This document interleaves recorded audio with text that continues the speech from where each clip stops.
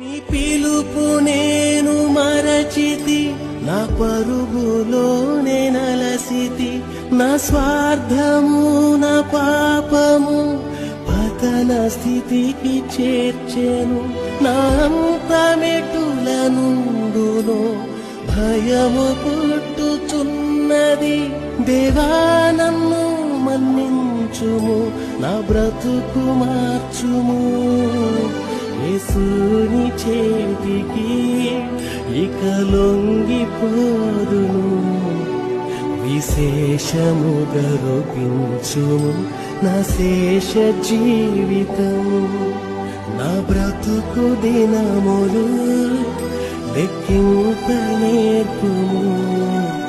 దేవాయి భువిని వేడు గడియ నాకు